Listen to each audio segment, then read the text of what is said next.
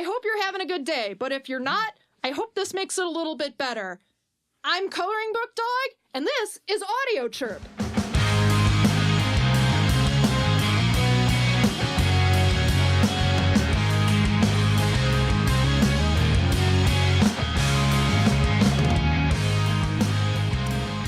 So today, we've got Chewy with us. He made it all the way down from Wisconsin, which we're right on the border of Wisconsin right now, so it's not too terrible. How long did it take you to drive down here today? Hour 20 minutes, so kind of the biggest issue was we got here way too early. Yeah. I did the MFF estimations for driving, which is 2.5 hours. It's an hour 27. So... Oh my god. That did not work out in my favor at all. I forgot how bad the traffic gets down in Chicago. Yeah, it definitely does. I got ready for that. Especially around that part of the, like the part of the city right there. Well, it's right next to O'Hare, so that's where most of the traffic starts and ends. Unfortunately, I have to drive by there all the time because I do a lot of things that are in that area, so I'm constantly stuck in that traffic, especially like coming out of the airport. It's so And every bad. time you drive past the hotel, you're like... My baby. Not yet. I know. I actually tweeted about that the other day. I'm like, I got like real depressed driving past the MFF Hotel. So I used to have to do that because when I was building an older fursuit, I used to live, I'd have to drive to Waukesha. Yeah. And the I-94 would take me past the Sheridan for First Squared. Oh, and I'd drive by it like maybe 2 or 3 times a week and I'd be like, yeah. Bye, my love. Bye. I'll see you guys later. Until February. Like, you just, like, want to go in there and, like, you just, like, expect there to be a furry convention going on. Just walk in there in fursuit and expect there to be one waiting for you, but...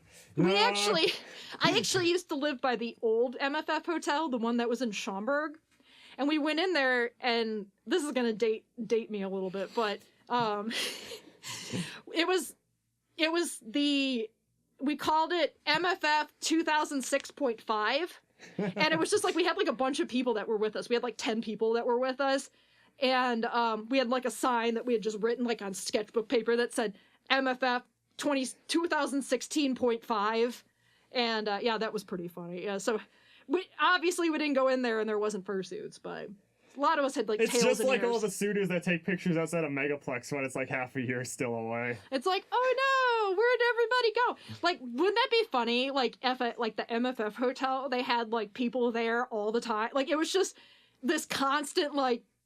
There's always a fursuit in there. There's always furries in there. Like, it's just, like, it's like a furry commune. I mean, well, actually, last weekend, I know this is going to probably date it a little, but there was Control-Alt-Delete.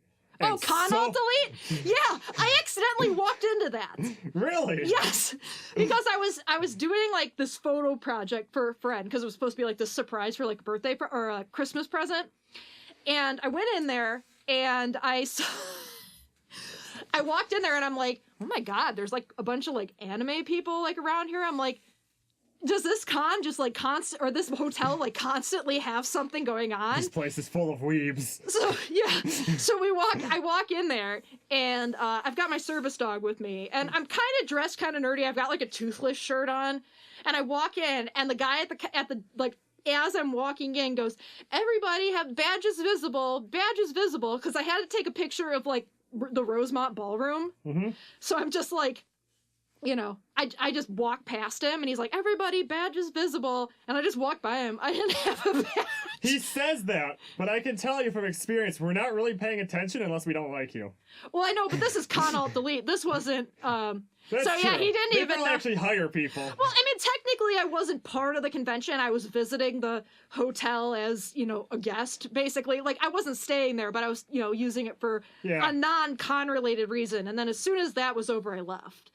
So... Because I was invited there last weekend to go with some friends. I was like, it's too close to MFF after. Yeah, it looked really fun. I'm tired. Yeah, it looked really fun, tired. But maybe I'll check it out next year. If I have that kind of time, like, So, speaking of conventions, what was your first convention?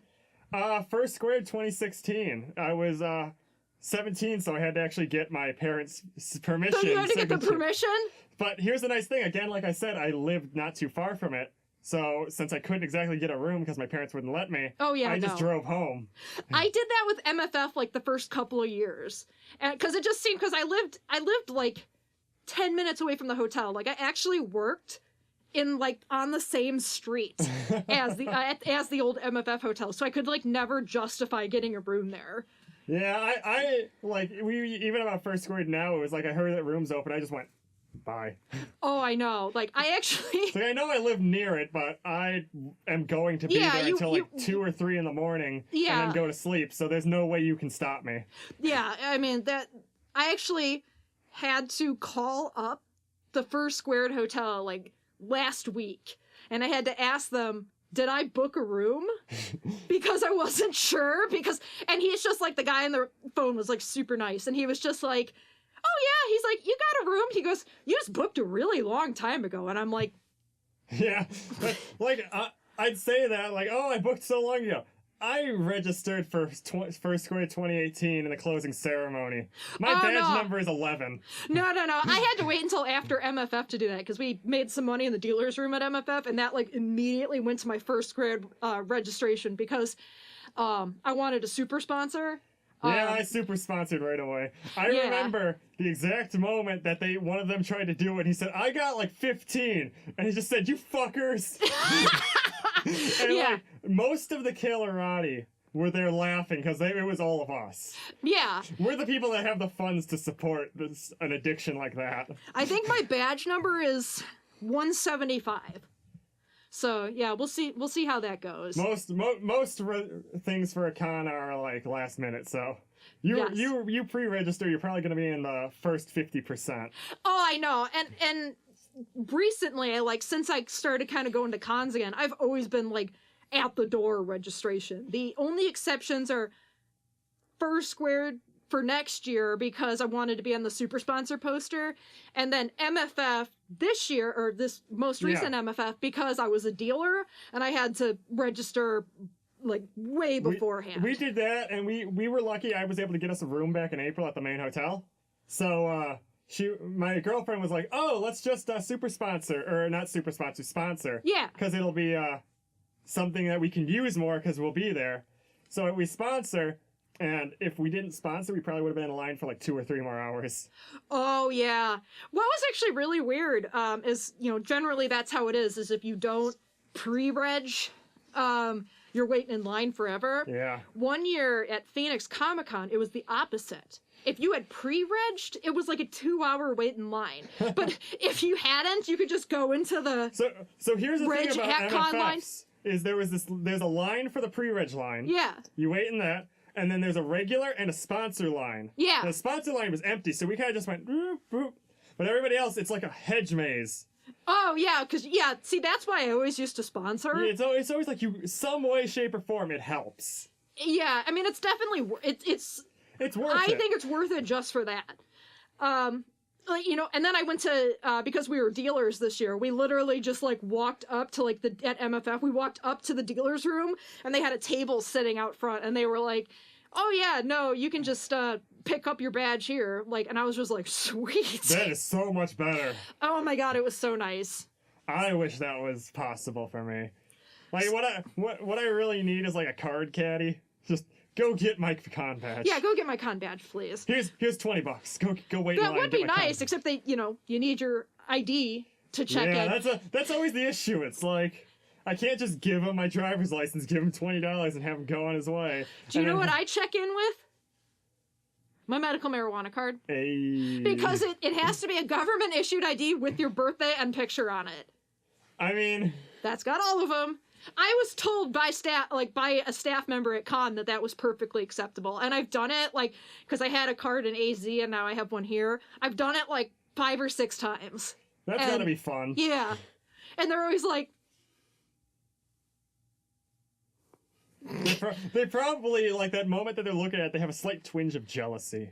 Well, one guy actually said that. He's like, I'm so jealous that you live in a state that actually allows something like this. Yeah. And I was just like, oh yeah.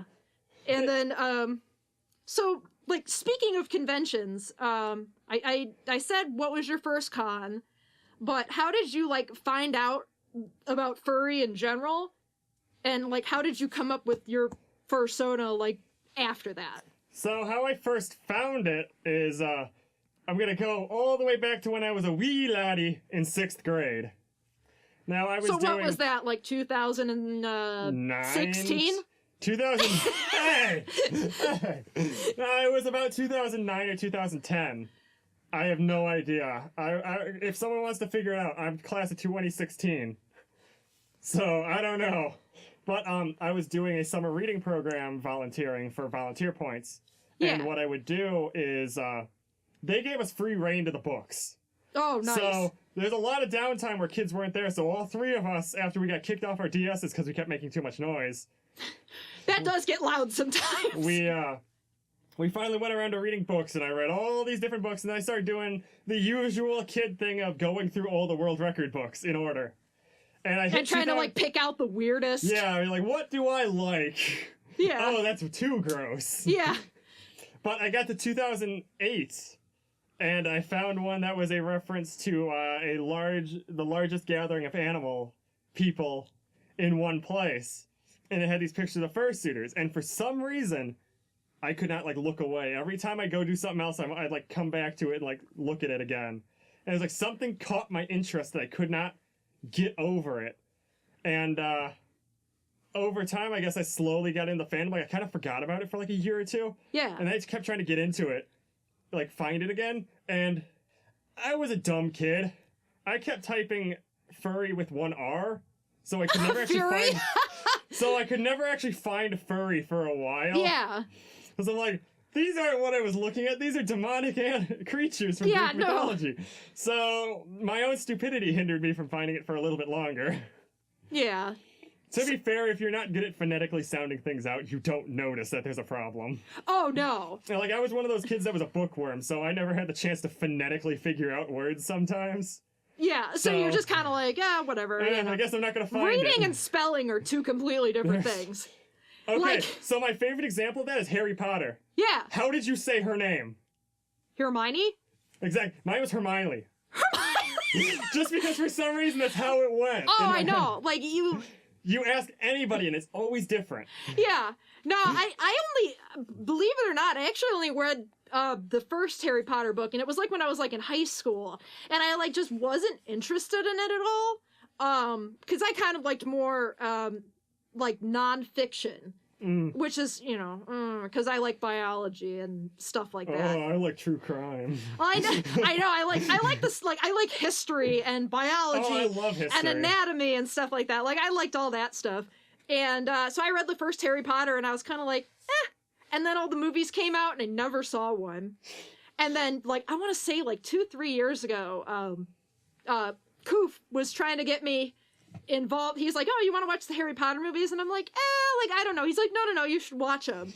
So we go through all the movies except the last one. And I enjoyed them, but it wasn't like, I wasn't like super into it. And so he was like, do you want to do the, or he's like, hey, do you want to watch the last one? And I said, no. And I kept putting it off for a while. So finally, we watched the last movie, and I like just got so into Harry Potter suddenly after that, like finding out about that twist,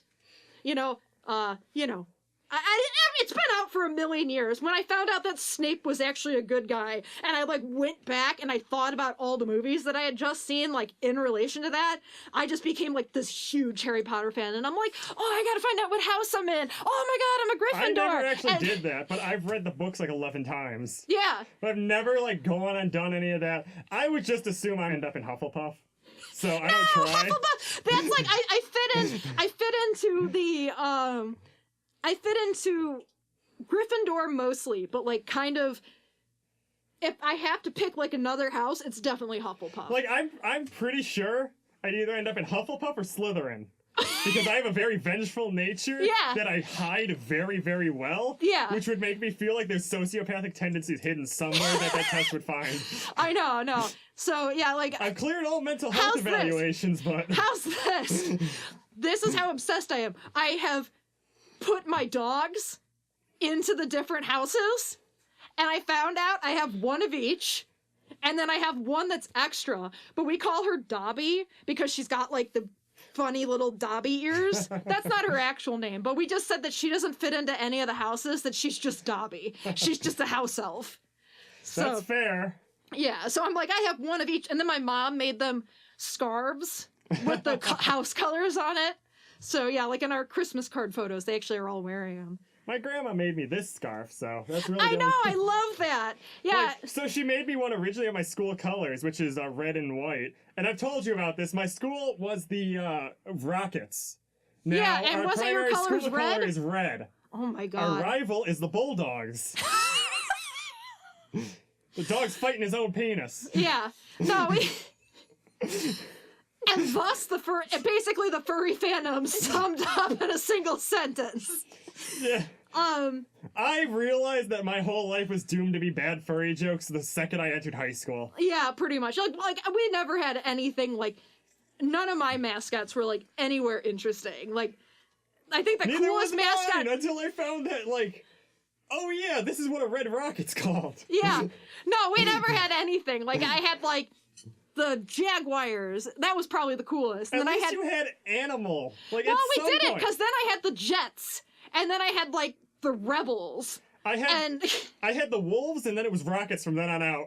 Oh yeah, no, and then in high school we were the Lancers. So again, not an animal. At least it's a person. And then what did I get when I got into college? I went to 3 different colleges, and it ended up I ended up with being a Sun Devil, which is kind of like, it's not that exciting, but because I've had so many of my family and friends went to ASU, like becoming a Sun Devil was like one of the proudest moments for me. Like I was so excited about it, and you know, I'm probably going to go to tech college, so I don't have any... Yeah, now I love Sparky, and I'm always, woo, Sun Devil alumni, and so yeah, it's super cool. You can be trash on the other side of the states.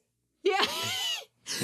yeah. I'm still going to support UWM, even if I'm not a part of their system. Oh, whatever, I cause enough chaos at their events with the romps anyways.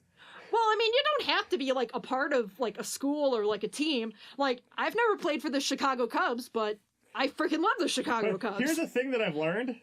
Drunk Badgers fans will assume every fursuit is a Badger. I don't know how many times multiple different colored animals got called Bucky. Bucky. They're like, oh my god, it's Bucky! Where did that happen before?